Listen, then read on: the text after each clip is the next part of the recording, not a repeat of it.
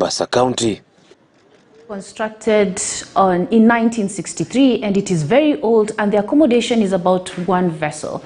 So what makes this new terminal, what makes this new Kipevu terminal a game changer when it comes to hydrocarbons in the country? Of course, it promises that it will have 4 vessels, but these are just some of the key specifics in relation to how big and how enormous it will contribute. So we have, it's worth about 40 billion shillings. That's the new facility at Mombasa Port. Remember, the first one was at the Port Reis, and it's right opposite. And it will have one offshore island terminal with at least 4 berths. That, of course, will be able to accommodate at least 3 ships concurrently, and handling petroleum products to double to at least from 35,000 tons to at least 70,000. Of course, this is going to be a game changer. Remember, fuel is a key component when it comes to inflation or the persistent rise in the cost of living within the country. So we're talking about diesel, which is a key factor when it comes to transporting commodities, right from the agricultural produce all the way to the tractors that are actually manning these farming inputs. And of course, petroleum, which is in charge of matatu operations, moving from one place to another, and kerosene, which is used to power homes. Of course, it also promises to be a game changer when it comes to the liquefied petroleum gas. Remember, these are just inputs that are a key contributor when it comes to calculating the cost of living within the country. Brian, you've covered a lot of stories in relation to petroleum and also hydrocarbons. So how will this one be a game changer altogether? Brenda, I think one of the biggest things that Kenyans are grappling with in this country is the ever skyrocketing cost of fuel, really. And this one should be a game changer for fuel prices, considering that we receive fuel at about 47 shillings for the landing cost when it comes here.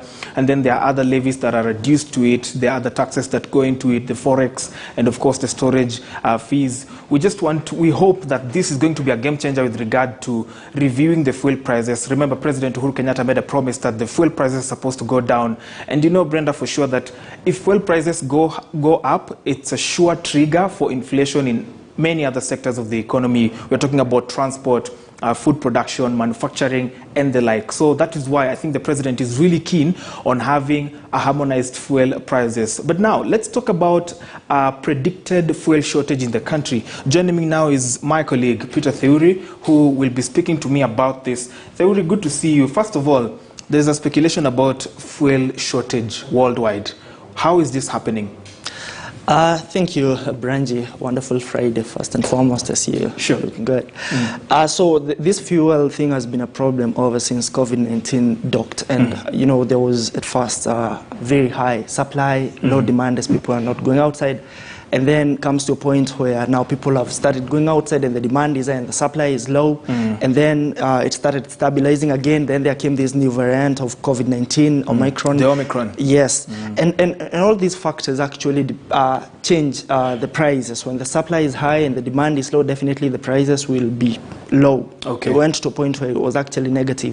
And that's the same thing that's happening. So in case the fuel prices keep on going up and up and up like they've been going, like some point last year, we saw that the fuel prices were actually regulated as people were cautioned against the effects of COVID-19. But once that caution is removed and the prices go high, what it means is that the cost of living rises in every sector of the economy. Production mainly and manufacturing depends a lot on diesel. And once the crude oil definitely is scarce, it means that everything from the point of production to fares, everything actually goes up. But this issue of shortage is a different issue altogether, like in the country. First and foremost, there's been an issue where you find like Rubis complaining that a ship belonging to Gulf Energy that came to the coast was allowed to discharge before the ships that were in line. And that was called kind of a preferential treatment that actually means that some of these oil companies do not have enough. Somebody else was allowed to discharge before them, and therefore they have shortages. And their oil reserves might run out. The second thing that was being said was that over the festive period, there was a lot of demand. For gas, you know, for oil, for petrol, for diesel. And we're looking at the whole value chain, really, because there are also byproducts that come with petroleum, related products. We're talking about LPG and the like. Yes. So there was a lot of demand, particularly because of the travel also? There was particularly because of the travel, Okay. yes. And because it was like the first festive season that people have really enjoyed since end of 2019. Wait, so OPEC were not able to meet the demand or something? The oil-producing countries? Well, it was something close to that. Okay. Like, of course, the demand was higher. Probably they were able to meet the demand, but the demand was so high. Okay. And it's business, really. So you realize the demand is going up and you realize that your supplies are not as many as they used to be. You might satisfy that demand, but of course the prices will go up. Sure. Just in case it gets to a point where you're not able to satisfy that demand. And so prices really, really went up. And then because of the fears of a looming shortage, people started doing panic buying. Yeah. I hear you. Yes, people started panic buying, which is like hoarding. You buy a lot, you keep it, you don't know what's going to happen. Fuel hedging, in aviation it's called fuel hedging, where airlines buy fuel and keep it, for their operations on a daily basis. Because you don't know what's going to happen the next day. You don't know what's going to happen. Yes, you don't, and again, it was said by the Kenya Pipeline Company said that there were some power hitches along its main lines from Mombasa to Nairobi. Okay. So with such a thing, it means that in Nairobi, you already have a shortage. And already with people buying more than they should because they expected a shortage of some kind, it means that Nairobi definitely did not have enough for its people. So shortages came because of the hoarding, kind of buying excesses, that is panic buying, and also because of a lot of demand that came around December that might not have been anticipated. Amazing. Theuri, as we wind up this discussion, because the looming shortage is not, we do not know when it's going to end. We do not know when there's going to be an end to the looming shortage. This side of the world, particularly Kenya, what other options do we have, considering there's quite an adoption of the electronic mobility, and then there are other vehicles locally that are moving on LPG? Do you think those other options are sufficient to, supplement this deficit that we're going to see with regard to motor mobility? They should, but they can't as yet. Because we're not yet there. We're still, developing to get to that point. We're still talking about LPG, we're still talking about electric vehicles, but we're talking about probably piloting, fuel on the road. And so we are mainly reliant on crude oil. And but I saw a discussion somewhere. People said that Africa can actually jump through a stage that other countries that are already developed had to go through industrializing. For example, we did not have to go through landlines. Everybody using a landline. Some of us jumped from no phone to the mobile phone. To the mobile phone. Yeah, so exactly. In the same way, we could find that in the next generation, we don't have to experiment with everything. As it's experimented out there, we might be beneficiaries of a very fast transition into electric cars and LPG vehicles in such a way that in the future probably shortages in crude oil. And solar power, solar and wind power, do you think that is an option? Because again, remember, there's also the issue about production and manufacturing. Yes. We are not just talking about powering powering locomotives and mobility. We're also talking about production that is taking place in the factories and the like. So do you think solar power is another option? It is viable, extremely viable. We have enough amount of sunshine. We have enough amount of sunshine. Okay. We can harness wind power, we have enough. And especially solar energy, we have enough. We can harness it, but we are not harnessing it yet. There are a lot of issues around that. I was reading they say probably some people claim that they are cartels that try to ensure that we continually keep on using crude oil because they benefit, which is from also it, expensive, which is also very expensive and also is environmentally taxing. And so we have the potential. We just have not harnessed it, and its potential we can harness and never again worry about crude oil. Yes, this is a discussion we can have for a whole day. Theuri, many thanks for joining me. We've been talking to my colleague Peter Theuri, who is a prolific writer on issues of the economy, and of course we'll be keeping an eye and ear on that to give you that story to a logical conclusion. Now, a human rights lobby has moved to the High Court to challenge the recent increase in motor vehicle insurance premiums by some underwriters. Kenya Human Rights Commission has sued the Insurance Regulatory Authority, IRA, and the Association of Kenya Insurance as an interested party, indicating the petition is urgent. Brenda Kerubo with the details. Buyer beware, and some insurance companies duly notified their customers of higher insurance rates beginning January 1st, 2022. The changes include an increase of up to 50% of premiums for motor vehicle comprehensive cover and not offering the same cover for motor vehicles which are older than 12 years or with a value of less than 600,000 shillings.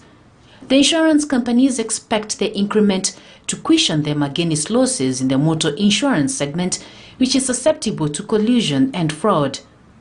In the lawsuit certified as extremely urgent, Kenya Human Rights Commission says the actions by the insurance companies are discriminatory, unjustified and illegal, arguing they also amount to violation of consumer rights. The lobby argues that IRA has failed to tame the underwriters and instead allowed them to thrive while trampling on motorists. A third-party motor private insurance is mandatory and covers the legal liability of the driver towards third parties against injuries or damages to their vehicle. In addition to third-party, fire and theft, a comprehensive cover covers accident and malicious damage to the vehicle. It covers the insured against loss or damage to the motor vehicle and its accessories and spare parts therein. According to the human rights body, insurance firms are to blame for failing to stem fraudulent claims, citing the financial burden cannot be passed to the consumer without public participation. Brenda, Kerubo, KTN News.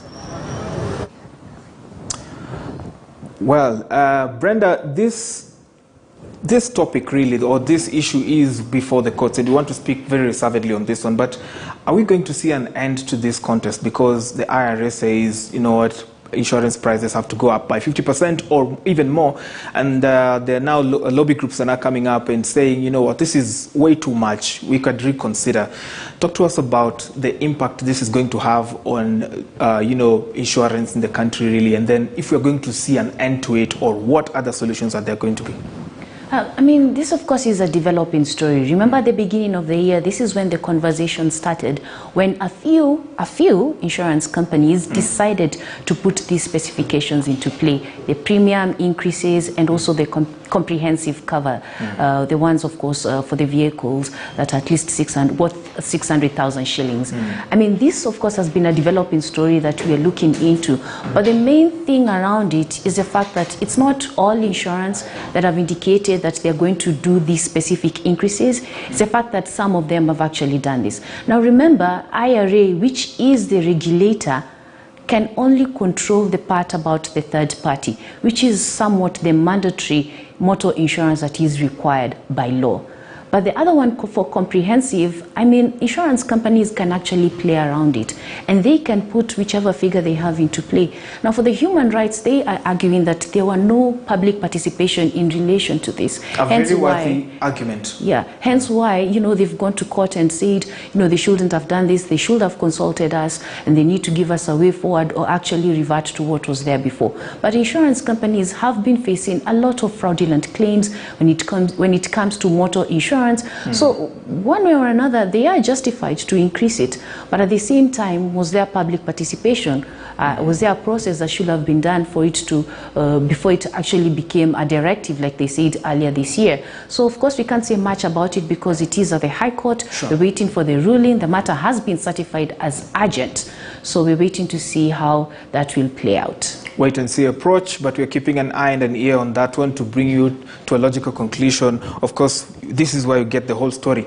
Brenda, there's other developments. IMF projection on economic recovery post-COVID. Talk to us about that. IMF has been very busy. It's always busy. But the international lender this time round has issued a roadmap in relation to a pandemic economic recovery. This is basically focusing on the fact that how economies are going to recover after the pandemic. Now, of course, that's relative because we are smack in the middle of a pandemic and another variant, which, they keep on mutating.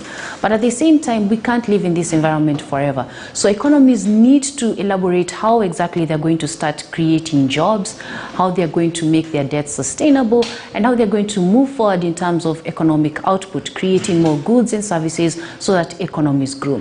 They're saying vaccination needs to come into play. Of course, we faced a lot of hesitancy and shortages in various various places, not enough vaccines, and hesitancy, especially in the developed world, in Europe, and also places in Africa. But at the same time, they're saying, you know, you need the vaccine so that you can create somewhat of a normalcy state of environment, so that you can encourage more people to continue doing business and continue doing activities. Because remember, when at the height of the pandemic, there were a lot of restrictions that were put in place so that people do not get sick, do not get infected.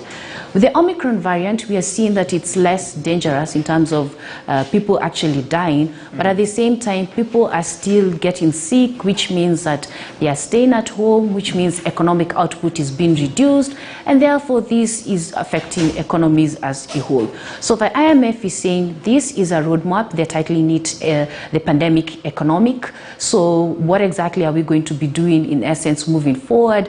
How are some of the projections going to be realigned? How are the vaccines going to be helped in terms of creating more capacity and also helping more people get vaccinated so that we can move forward and continue growing economies and continue creating more jobs? They've also warned that if this persists and it continues, economies are going to be shrinking and they're going to be reducing their outputs altogether. Branji? And I put out a Twitter poll yesterday asking Wakurugenzi what would be the biggest challenge in economic recovery this year. And actually, some of them fear that the elections may slow down economic recovery. COVID variants are actually not even one of the biggest worries because people are now responding positively towards the vaccination exercises and everything. But yes, thank you for that worthy analysis, Brenda. That's where we wind up. All right, of course, I have been your host, Brenda Kerubo. It has been a fun-filled week, and next week we will be focusing on avocados, Branji. Yes. Of course, avocados, although they're overrated. Avocados, No. You shouldn't eat any meal without avocados. That's like directive. The potato conversation right now. I'm Brian Jojotieno. Many thanks for joining us on this one. Please, Ken Gishinga, Wohorondoho, and William Odhiambo Ramogi will be here on the Biz Chat weekly on Business Today, 3 p.m. with Noah Kipkemboy. Keep it here where you get the whole story. Salute.